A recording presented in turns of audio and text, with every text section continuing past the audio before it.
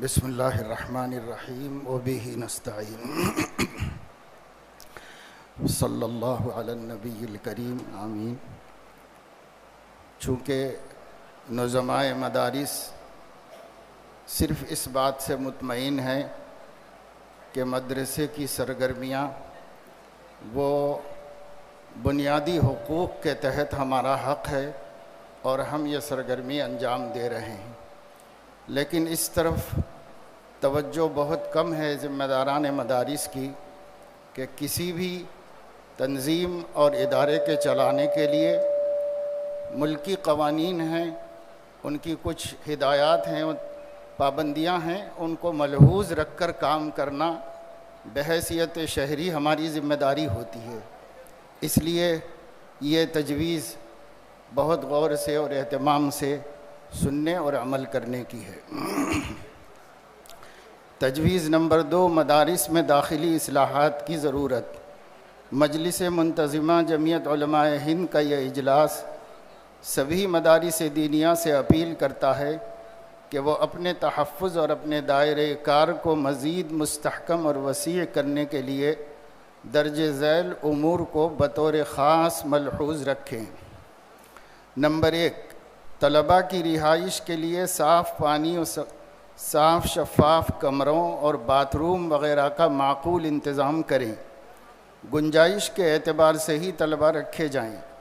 مدرسے میں تعلیم حاصل کرنے والے طلباء جو مختلف علاقوں میں سفر کرتے ہیں، ان کے پاس ان کا اور ان کے والدین کے آدھار کارڈ وغیرہ موجود ہوں، نیز ان کے پاس مقامی پردھان مکھیا کی ایک تحریر ہو، والدین کی طرف سے ایفیڈیوٹ ہو، جس مدرسے میں جا رہے ہیں اس کے لیٹر پیڈ کی کاپی ساتھ ہو جس میں ان بچوں کے نام لکھے ہوں۔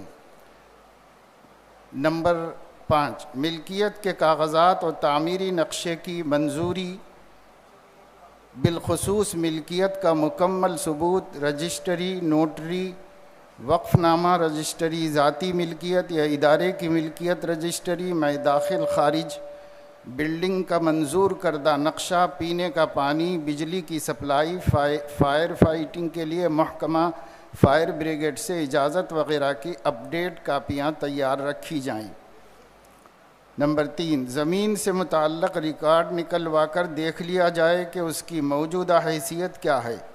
اگر نقشے میں اس جگہ پر مدرسہ دکھایا جا رہا ہے تو یہ اطمینان کی بات ہے، اور اگر نہیں ہے تو از خود کوئی عرضی داخل کرنے سے گریز کیا جائے۔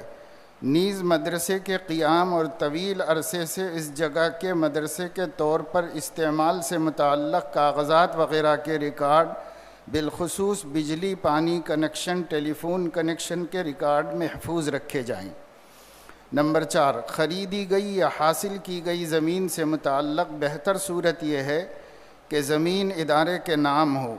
اگر زمین کسی شخص کے نام ہو اور وہ باحیات ہیں تو وہ زمین ادارے کے نام وقف کر دیں اور اس کے کاغذات وکیل کے توسط سے بنوا لیں، اور اگر باحیات نہیں ہیں تو وقف کے ضوابط کے تحت وکیل سے اس کے کاغذات بنوائے جا سکتے ہیں۔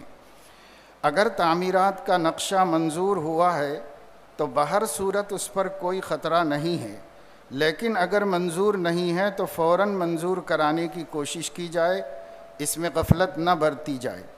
نمبر 6، ٹرسٹ یا سوسائٹی کے تحت ادارے کے نظام کو چلایا جائے۔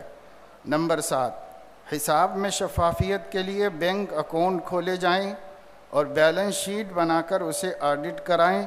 یہ بہت اہم ہے کہ آمد و صرف کا حساب شفاف ہو اور مقامی طور پر اپنے ضلع یا کمشنری کے کسی اچھے سی اے سے حساب آڈٹ کرایا جائے اور کاغذات کا رکھ رکھاؤ سی اے کے ہدایت کے مطابق ہو۔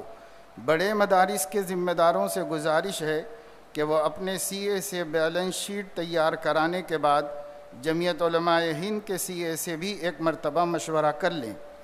نمبر 8، 6 تا 14 سال کے بچوں کے لیے بنیادی عصری تعلیم کی فراہمی کی حتی الوسع کوشش کی جائے تاکہ وہ دینی تعلیم کے ساتھ عصری تعلیم کے حق سے بھی فیض یاب ہو سکیں۔ اس کے لیے ایسا طریقہ اختیار کیا جائے کہ ہماری دینی تعلیم متاثر نہ ہو اور عصری تعلیم کے تقاضے بھی پورے ہو سکیں۔ نمبر 9، مدارس کے آزاد کردار کی بقا کے لیے سرکاری امداد سے ہر سطح پر اجتناب کیا جائے۔ اللہ تعالیٰ توفیق دے۔